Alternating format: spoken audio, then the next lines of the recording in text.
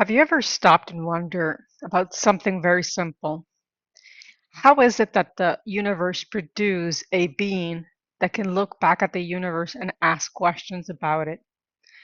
We're made of the same atoms as stars, yet somehow those atoms organize themselves into something that can think, reflect, feel, and wonder. That alone is one of the deepest mysteries of existence. Scientists still debate one of the biggest questions in modern science. What exactly is consciousness?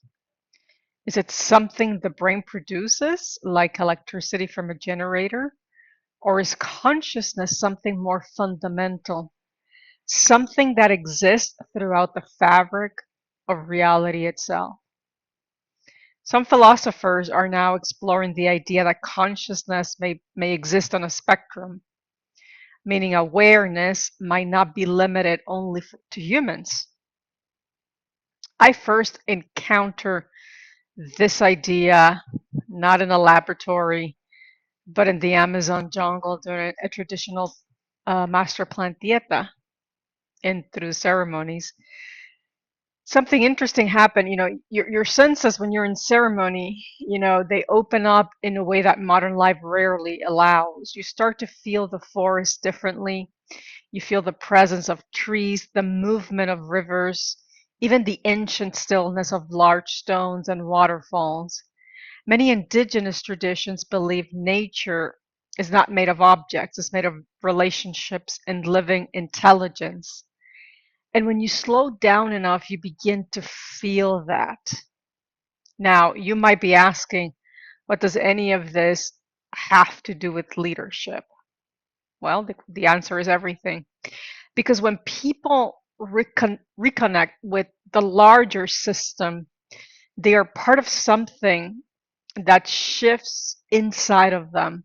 They stop leading from fear, pressure, and constant reaction, and they begin leading from awareness, from coherence, from a deeper sense of responsibility for the systems they, in fact, influence.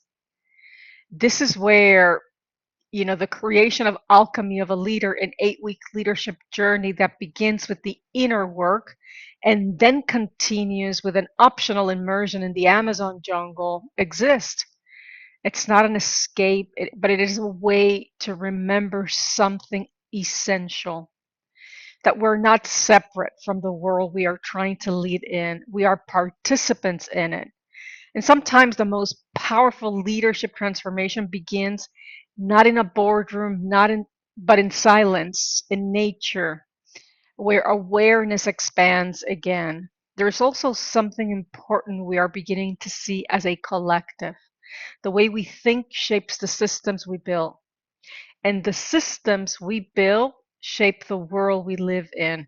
So right now, many of the challenges we face as a society come from a kind of disconnection from ourselves, from each other, and from the living systems that sustain life.